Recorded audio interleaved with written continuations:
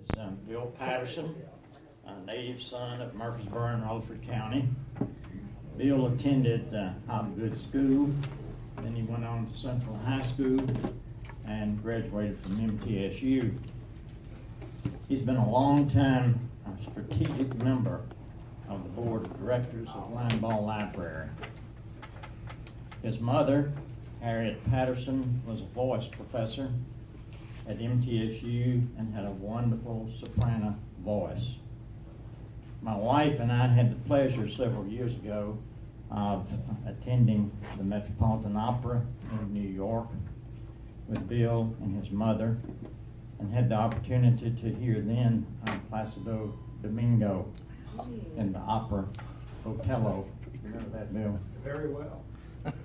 And also, we were able to enjoy that weekend the New York Philharmonic Orchestra. Bill will be telling us about the Cedar Bucket Factory and other tidbits as they relate to Murfreesboro. The Historical Society is honored this evening to have as our guest Bill Patterson, and I ask that you make him welcome now. Appreciate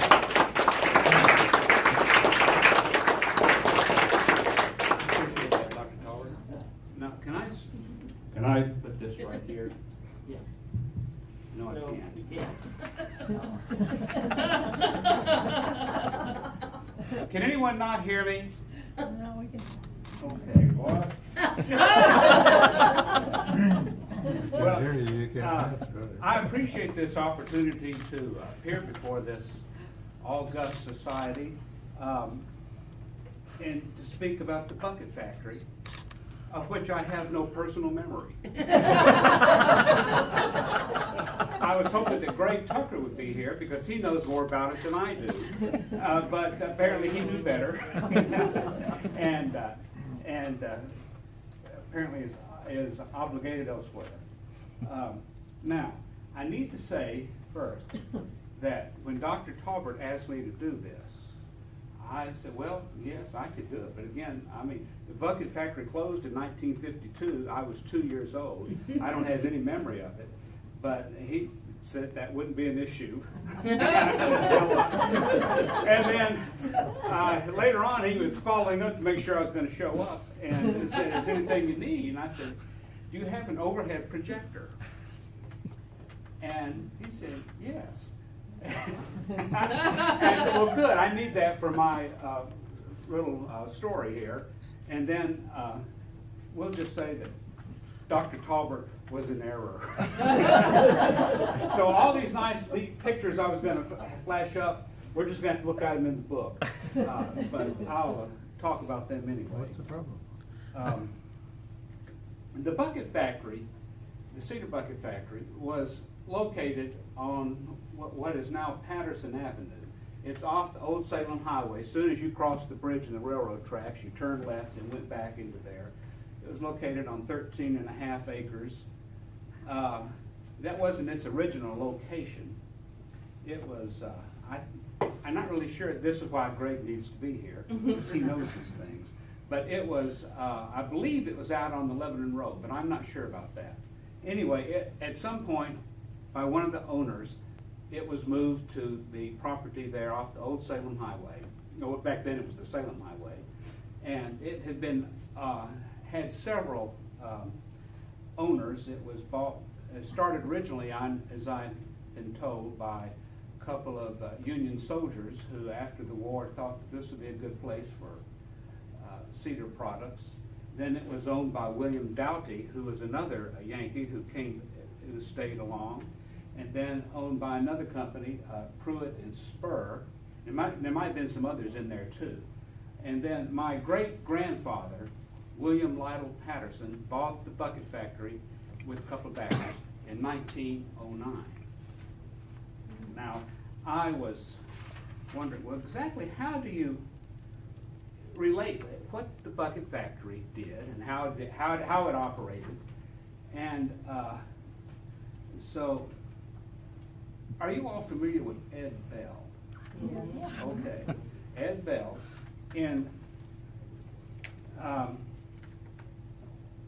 wrote an article about the Bucket Factory for the Nashville, Tennessean magazine, which appeared in December 29th, 1946. And this has just about all the information, the general information you need to know about the bucket factory.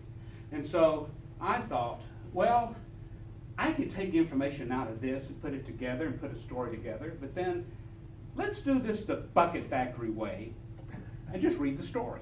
And so that's what I'm going to do. And then we have other things too, but this will, I think, best explain the bucket factory. And again, this is a story, and there's a, you all still hear me, can't you? Yes. Okay.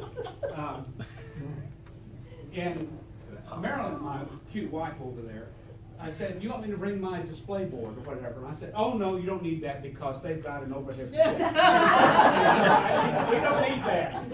And so, anyway. We can pass it around. Yeah. Anyway, Can this, they make more than one bucket? my heavens.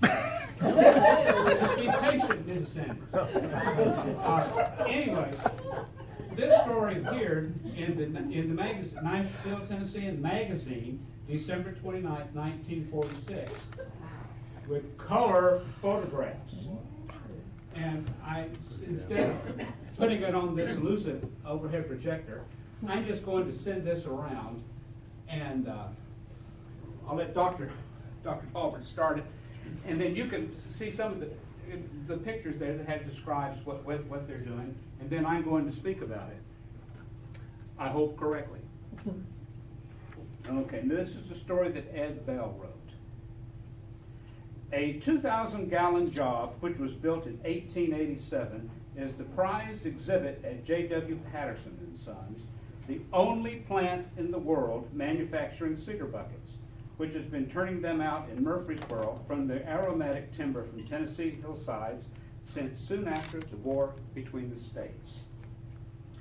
A cold swig of water from a red cedar bucket long has spelled nectar for Southerners and many people elsewhere, and this sentiment is interwoven in the story of Murfreesboro's oldest industry. The town has the only plant in the world manufacturing such buckets. Operating since soon after the war between the states, it has been turning them out large, medium, and small, and by the millions, and is still going strong despite competition of any other materials the modern world has to offer. The Big Bucket, a 2,000-gallon job built in 1887, won first prizes in woodenware exhibits at the Columbian Exposition in Chicago, the St. Louis Exposition, and the Tennessee Centennial at Nashville. It also took a trip to Cuba, and at one exhibition was filled to the brim with beer instead of the traditional draught of the gods. And I don't know what that traditional draught of the gods is. Mounted on trucks or tracks, it still may be seen in a special display shed at the plant site in South Murfreesboro. At the other extreme is a one-gill bucket named the Wampus. I've got one over there. The Wampus is named after a Hollywood custom of designing fledgling movie stars. The Wampuses have been popular with souvenir and novelty stores throughout the country, and during the Depression, there was a peak production of 1,000 dozen a week for a 14-week period. The staple over the years, however, is a 12-quart bucket. You can see the large one over there, which can be produced at the rate of 1,500 a week. Its gleaming brass rings have been replaced by galvanized ones because of the war. But the manufacturers say they will start using the former kind again as soon as the materials are available. Although perhaps the most colorful to an outsider, bucket making actually is only one phase of the large industry which converts the aromatic red timber from the hillsides of Tennessee and neighboring states into a variety of other useful and ornamental products. From the plant at Murfreesboro, each year, enough cedar slats cut from the logs of ancient houses, dead fence rails, and the butts of green trees are shipped abroad to make an estimated 34.5 million pencils. This plant is the only exporter now of dead cedar slats in this country, according to manager Albert Parcel. These make the highest grade pencils, and they go to Switzerland, Czechoslovakia, Sweden, and Denmark. Before the war, Germany, England, France, Italy, and Bulgaria were big customers. While hostilities closed the foreign trade, the government classed the pencil slat factory as essential industry, and it continued in full operation supplying the domestic market. A side note here, remember who James Averett was, a preacher of Bellwood Baptist Church? He's dead now. But anyway, his father was the superintendent there, and he told me that during the war, because pencils were an essential war product, he had a Class B sticker on his car, which meant you could get more gas. So, you know, not even Dr. Tolbert can remember that time, I don't think. But anyway, that was quite something. Anyway, for the importance. As for the pencils and the mill, it operates 10 saws which cut from 8 to 9 million pounds a year, and has 19 timber buyers in Tennessee, Kentucky, Arkansas, Alabama, and Virginia. Other products include churns, ice pails, wine coolers, oil of cedar wood, moth eradicators, firewood, and neat bundles of coiled pencil slats for kindling, which drugstores retail along with aspirin and other staples, and which natives claim is the perfect fire starter for a cold winter morning. The plant was established in 1866 by two northern capitalists named Seymour and Belmer, who were believed to have become interested in the industry while serving as Union soldiers during the Tennessee campaign of the war between the states. It was moved to the present location a few years later, and after various ownerships was acquired by the late William Lytle Patterson. It has remained in that family ever since. Reorganized last January, it was divided into two separate plants, with the pencil slat department being retained by Mrs. Irene Patterson Stallings and Mrs. O.M. West, sisters of the late J.W. and James Patterson, for operation under the old name of Tennessee Red Cedar Woodenware Company, and the Bucket Factory by Bill and Dan Patterson under the name of J.W. Patterson and Sons. Although the manufacture of buckets has been speeded up, the actual process has remained practically the same as it was in the beginning, the manufacturers say. It is concentrated in a comparatively small building where the walls, floors, machinery, and the faces and clothes of the workers give out a uniform glow from the settling red sawdust. A new bucket is on its way when a log is cut into a chunk of the desired depth and then turned into staves, which go to the dry kiln for a 72-hour toasting. The dehydrated staves are then brought back, tapered, tongued, and grooved, and fitted together by means of a steel ring on a setting up table. And that's in the picture. From here, the bucket goes on a lathe to be turned out or finished on the outside, and the first tooth is placed while it is still rotating. The inside is chopped out on another lathe, and that's pictured in the photographs. It is then ready for the finishing touches, including insertion of the bottom in previously cut grooves and the addition of the second and third hoops of the bale.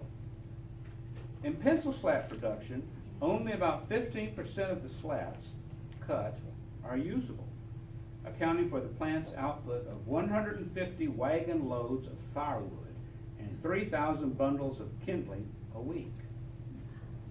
The buyers seek only the choice butt cuts of forest logs, which are even grained and not free for the slats.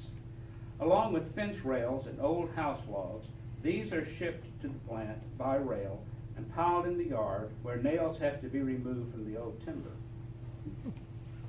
The timber is first cut to proper pencil length, then into blocks and slats. Bad slats are culled out, and the good ones move on to an edging machine and are classed first, second, and third. Those cut from the dead timber are packed and ready for shipping, but the green ones have to go through the dry kiln. Oil of cedar wood, one of the industry's byproducts, is made by a process somewhat dissimilar to that of a moonshiner in distilling whiskey. The red sawdust is placed in steam-heated tanks where the oil vaporizes and is then condensed in cold water pipes. The oil is used for medicinal purposes and the basis of soaps and perfumes. A moth eradicator produced by the Bucket Factory consists of a small cylinder of red wood, consists of a small cylinder of cedar wood containing a small quantity of this same oil, and it is said to be more potent than a whole cedar chest. Another product is a souvenir red cedar postcard inscribed with an electric needle. As usual as the making of cedar buckets is the fondness which most of the workmen at this cedar plant seem to develop toward their jobs. The operators say that all employees have been there an average of 25 years, and one has worked there for nearly 70 years. So this was the Bucket Factory, I guess, in its more or less heyday. And that is an article by Ed Bell. If you have any questions during this thing, please stop and ask. And if you see that I need correcting on something, also please stop and correct me. Now, as for the pencil slats, and about the whole Bucket Factory in general, I have to confess, I never knew what questions to ask my father or uncle or my Aunt Irene or anyone else, because it didn't occur to me, didn't need to.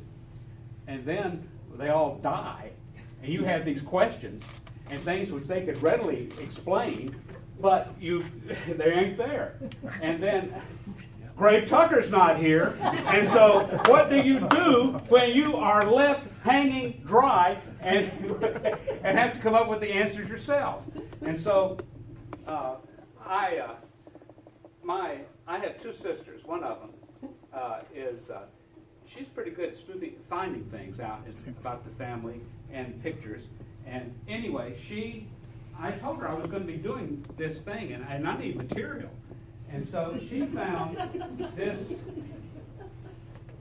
photo album of plant and the process, and which we're going to not show on the overhead projector. But it has lots of interesting things. You can see why we call it a bucket factory operation, because this is not really a very slick place.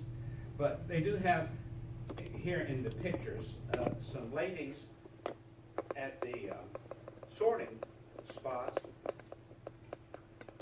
culling the. How many people do you think it employed? I don't know. I would say 50? it could have been that much, but I don't know if it wouldn't have been any more than that. But And they did you had already say when it closed? in 1952. Oh, yeah, and you were 2 years old. And so, yeah. I closed. Yeah. Anyway, we don't have this over here. You can see there's ladies here going through the pencil slats, culling them to get them just right. Now, about 2 weeks ago, I was in the store, my lamp gallery, 308 East Fine Lamps and Shades. Please bring it. We're never purchasing a shade.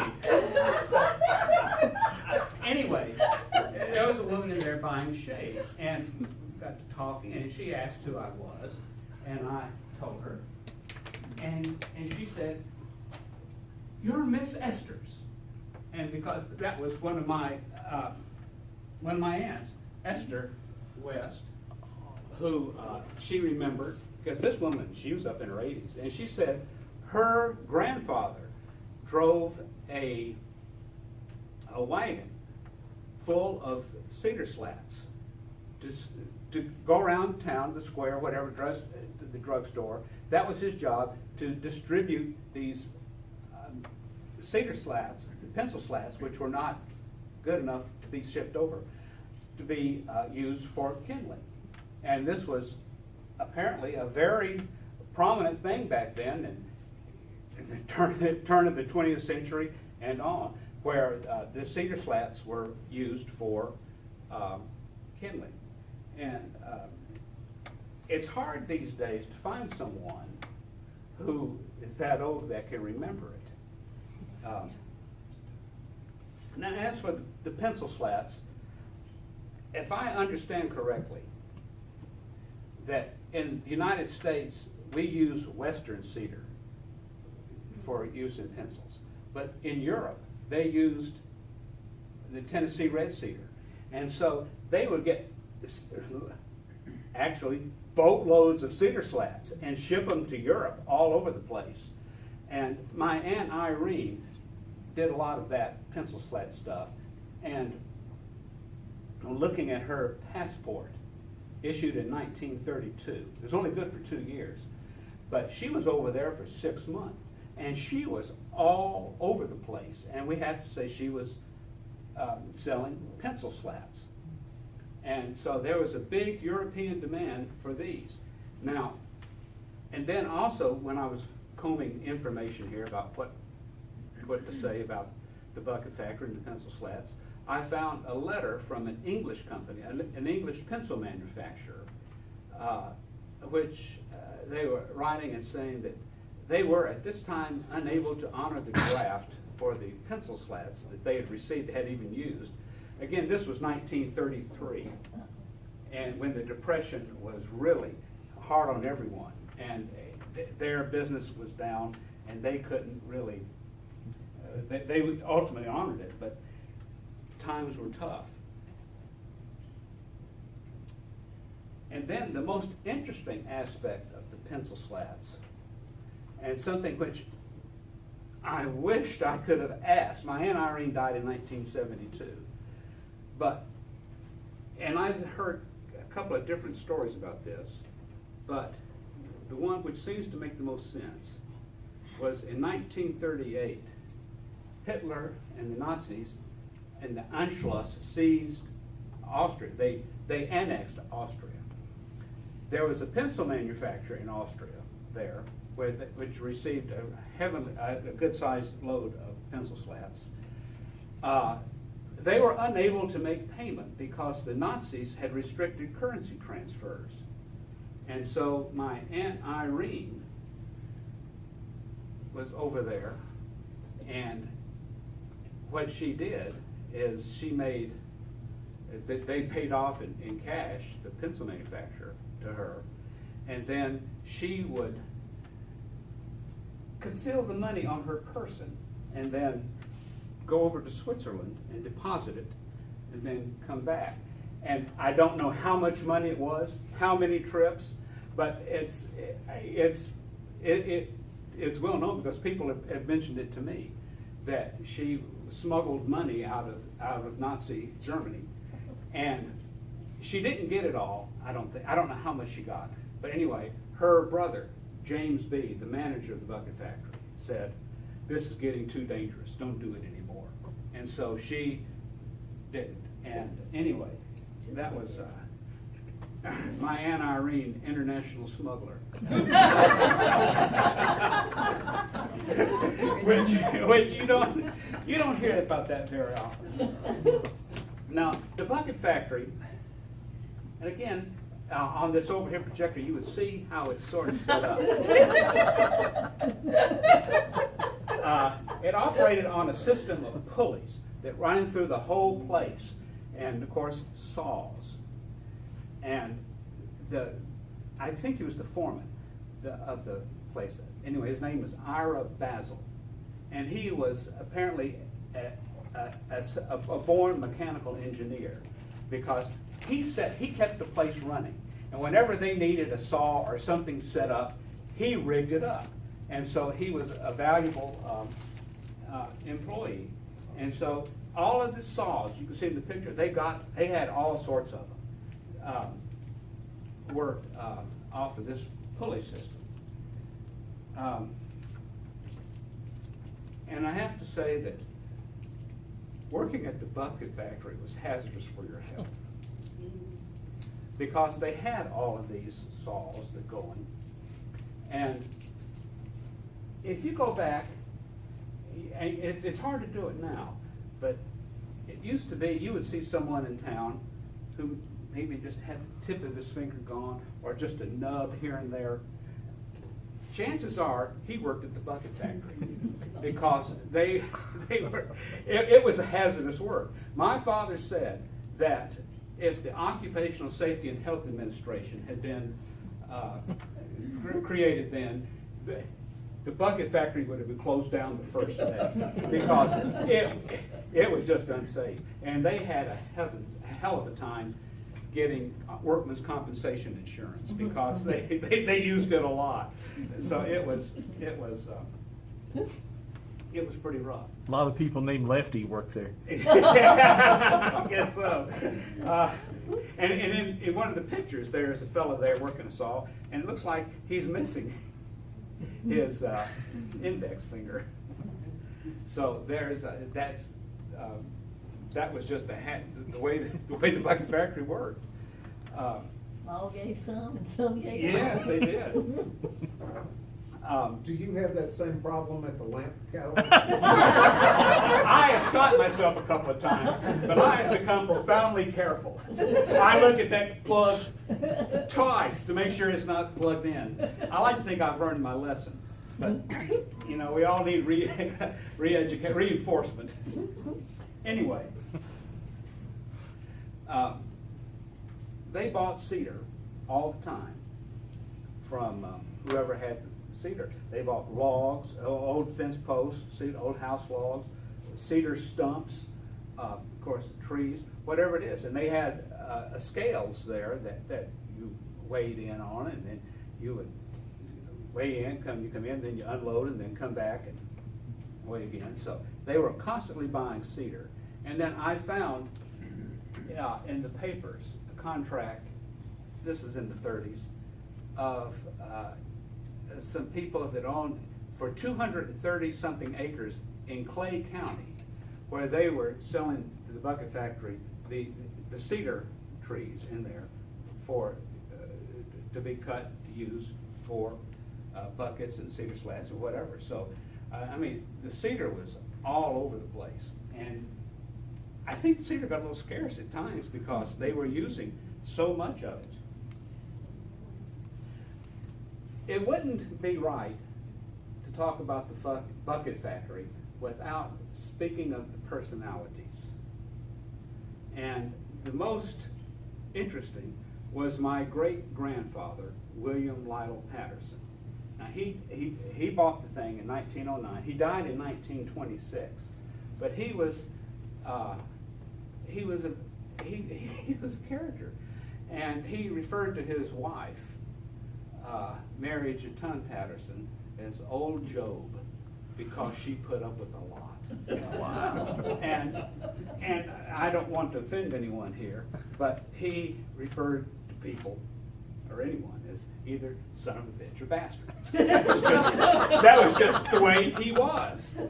And there's several really great stories, but I can only tell maybe one and a half. But again, he died in 1926. But he was there at the bucket factory office one close to closing time, and discussing business with some fella. I don't know what it was, who he was, or what it was. But anyway, the 5 o'clock whistle blew. And so my great-grandfather got up, put his hat on, started walking out the door. And this fella with whom he was doing business wanted to know where he was going. And he said, "No son of a bitch who works for me is leaving before I do." And so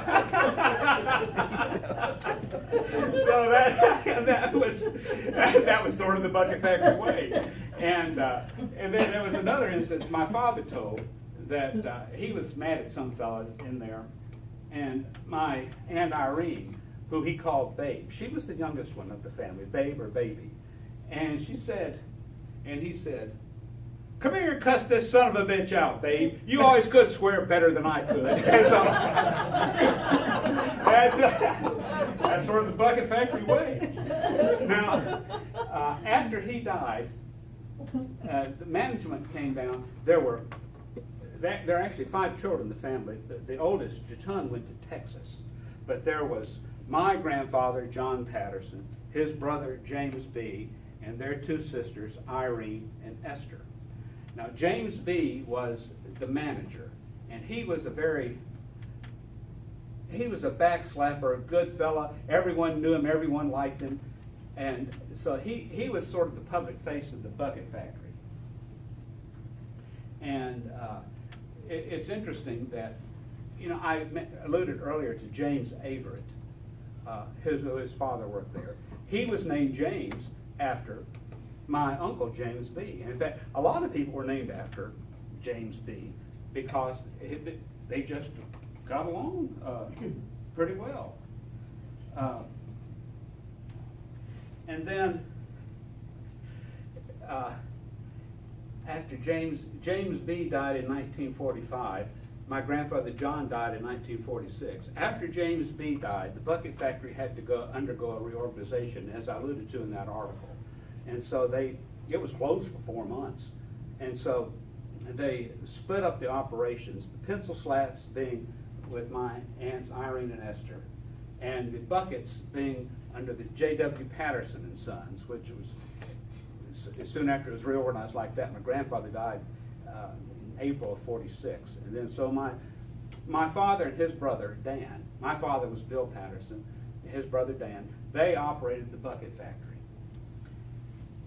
And it would be really interesting for an industrial psychologist to come and analyze the whole operation of the Bucket Factory and how it worked. Apparently, although it was hazardous, apparently people got along pretty well. Black and white, everything was just right. Well, I wouldn't say just right, but everyone knew how things operated, and you certainly weren't going to put on airs. Because my father was known as Little Captain Bill to the employees, and Dan was known as Baby Dan. And that was just how it was. He was Little Captain Bill and Baby Dan. And my Aunt Janie, Dan's wife, told this story. After the Bucket Factory closed, they lived on North Tennessee Boulevard. And this was, I don't know, about 56, 57, something like that. And she had cleaned out the garage or something and put a lot of trash out there on the street to be hauled away. And so these 2 black guys in a pickup truck came up, and one of them went to the door and knocked on it, and Janie came to the door. She wanted him to haul away and how much she would pay. And then the fellow looked at her real closely, and he recognized her, and he said, "Well, who are you?" And she said, "I'm Mrs. Dan Patterson." And he said, "You are?" And then he yelled out to the fellow in the truck, "Hey, Charlie, it's Baby Dan's wife. No charge." So, I can't explain it away, but that was the Bucket Factory way.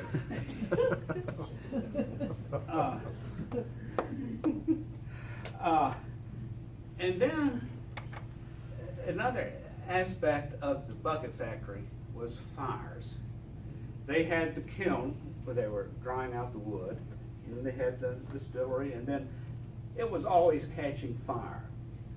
In fact, my father said, I don't know how true this is, but if he'd be at the picture show and the fire alarm went off, because back then they had a fire whistle, he'd get up and leave because he knew the Bucket Factory was on fire.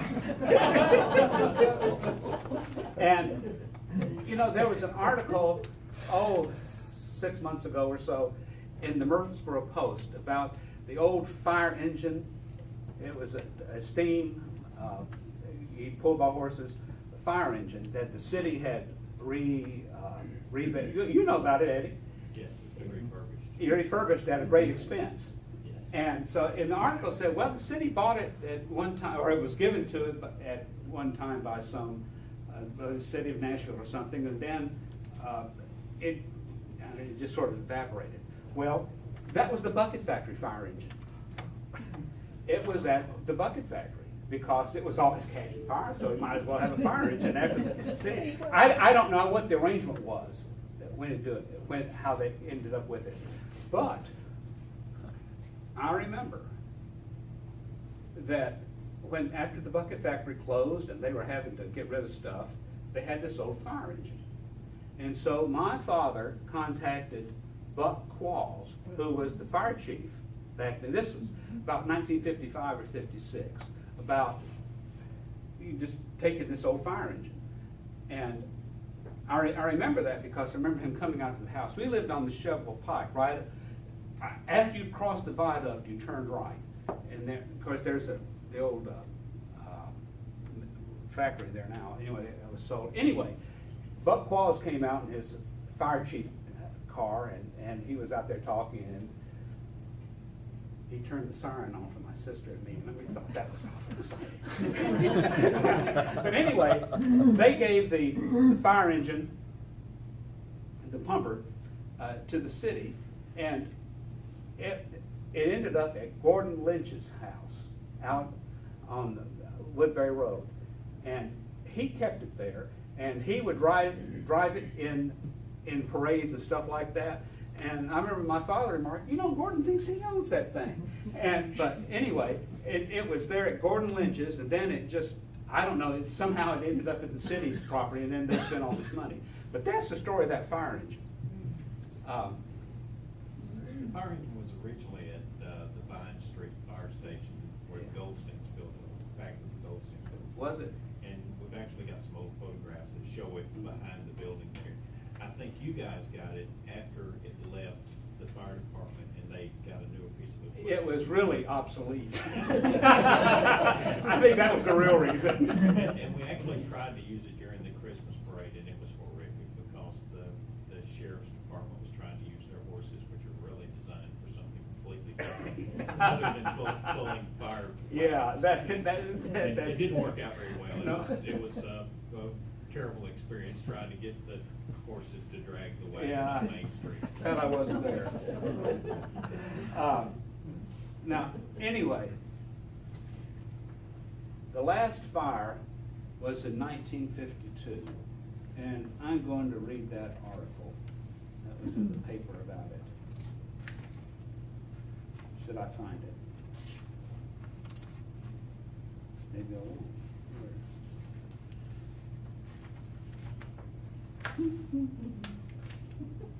Bill, what burned down then in the last 10 years? There was The bucket? the big bucket. Yeah, that vandals set it afire. Yeah, where was it located? In Canonsburg. Canonsburg. Yes. Yeah. Yeah. And the new one now, the one that's been reconditioned, it's also there, but it's farther back, on the south side there, and it's got a cage front.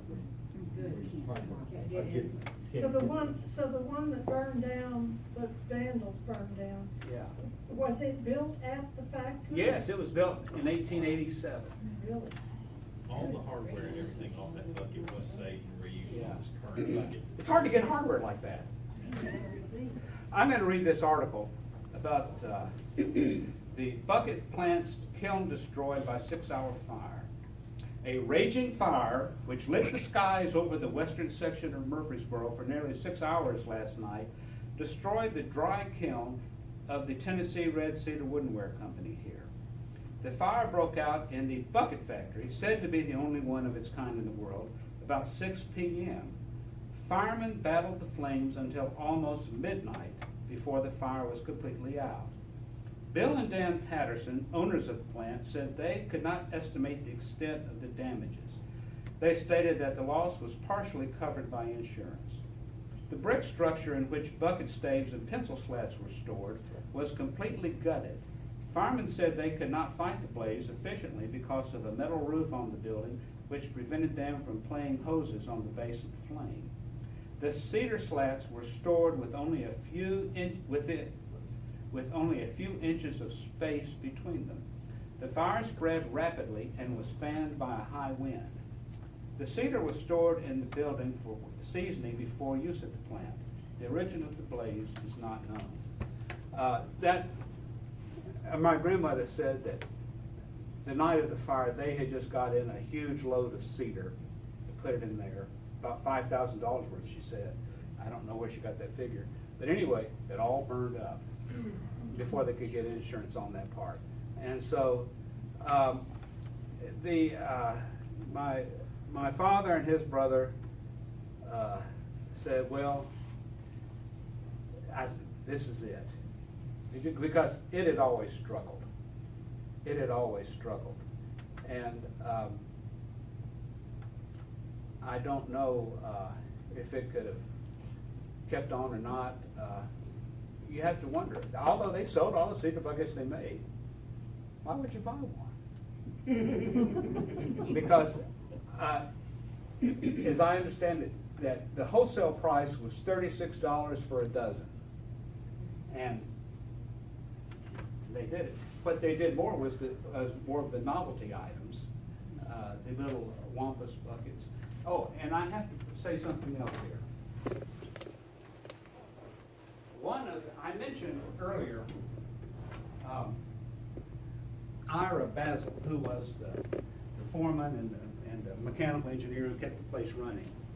His son-in-law was Orville Lonning. And after the bucket factory, long after the bucket factory closed, what they did, they just buried all the stuff.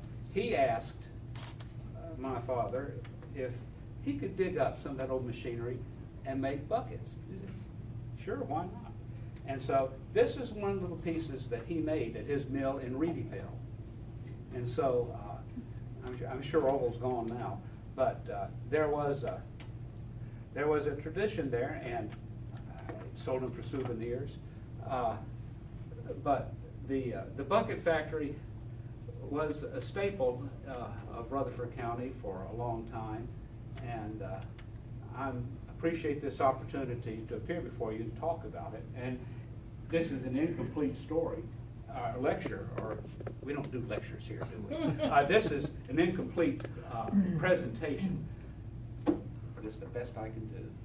But if you have questions, I'd love to hear them. Oh! Questions, please. I guess I killed it.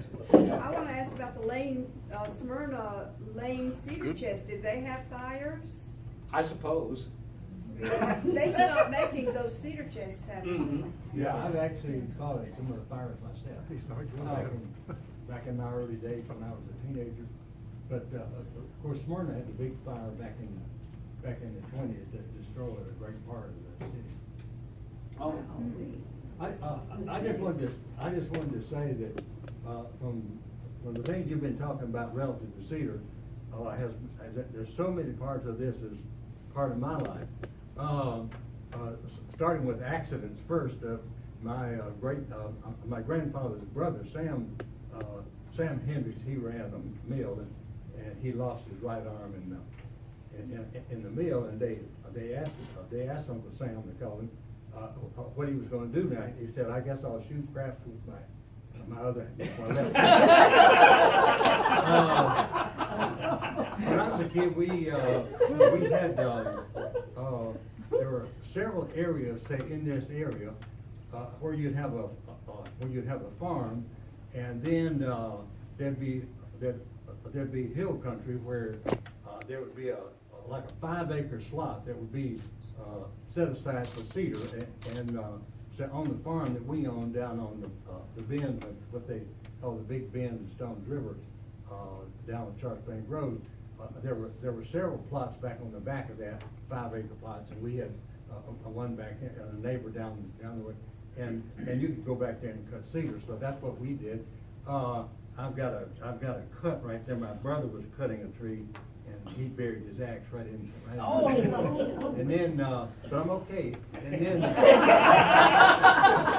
He kept his leg. a couple of weeks later, we were back. My older brother, he was cutting. We were back in different parts of the woods, and my brother's axe went silent, and after he had put an axe down between these two bones on his leg here. When I was in Nevada, I taught out there, and they asked me to teach part of shop class, and so I got in the business of making things from cedar, which included churns, cedar chest, but I had to order the cedar from the Bedford Cedar Company down in Chevrolet, and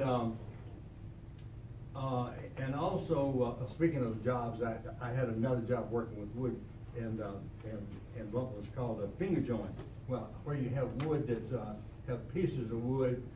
You wouldn't do this with cedar, of course, but you would do it with other wood, where you actually make a joint like this, and I fed one of those machines, and you could take scraps of wood and put them together, and that was one of my jobs. But there's so many parts of the what you're talking, and I spend my life now. Of course, I grew up on the farm and working with cows and stuff, and down at the Sam Davis home, in the spring and in the fall, I'm separating cream and churning butter with one of my butter. I've got a bunch of butter churns, and several of them are made from cedar.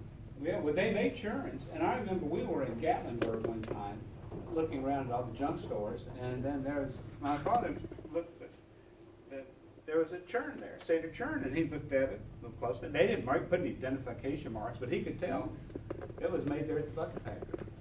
So they go on, and then my wife Marilyn has found some pieces at antique stores, which are made from the buckets. Were made from the bucket at the Bucket Factory. So I've got a bucket like the same size as this one,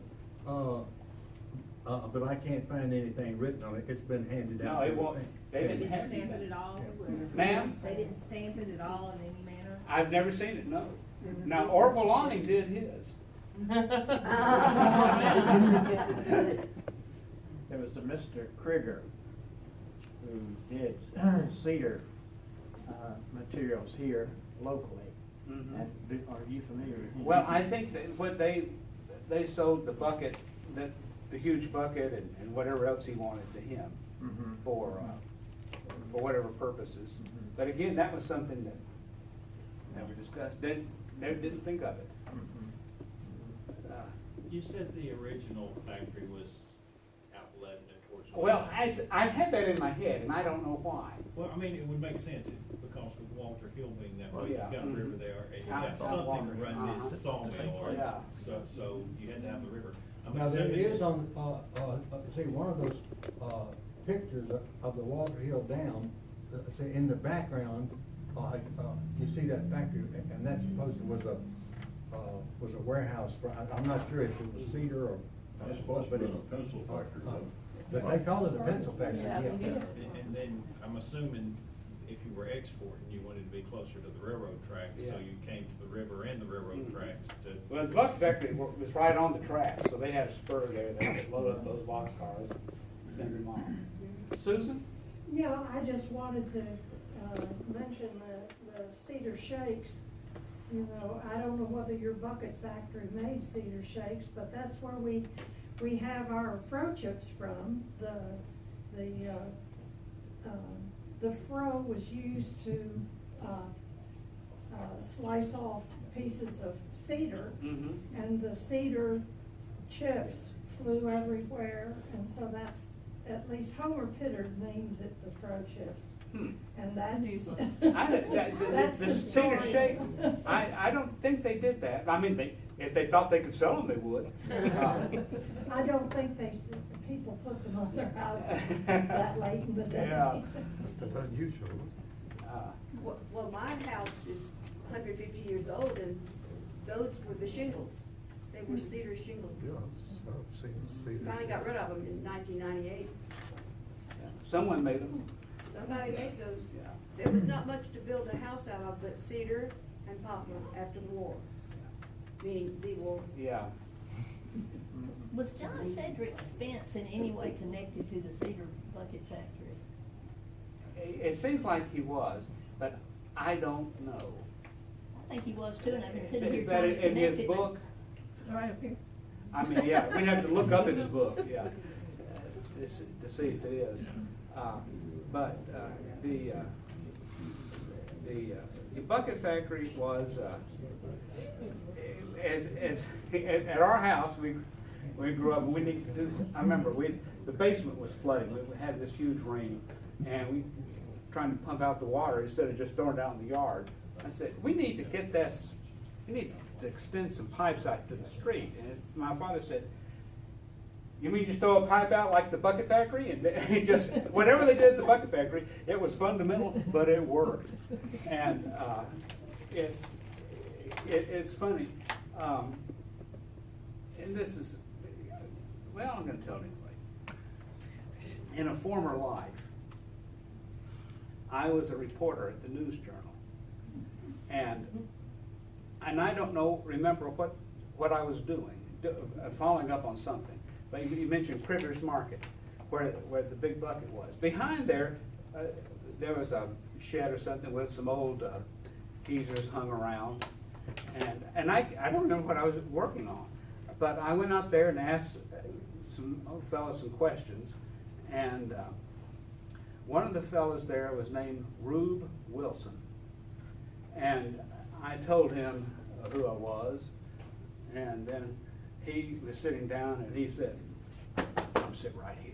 Come sit right here," because he knew I was a Patterson, and they still had apparently an affection, and I don't understand it because the bucket factory was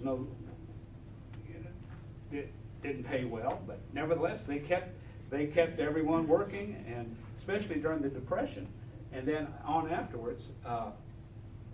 So it was, again, industrial psychologists would have a field day looking at how the bucket factory operated. But then again, back then, Frank. Well, the bucket factory closed and the pencil factory and whatnot closed in 1952. What did the family do after that to support themselves? Well, my Aunt Irene didn't have any issues. My father went to work for the Housing Authority, and Dan went to work for H. Wilson, who ran Wilson Trucking Company. And then Dan did real well in the trucking business, in the industry, and ultimately moved to Atlanta to manage their terminal there, and then a couple other companies.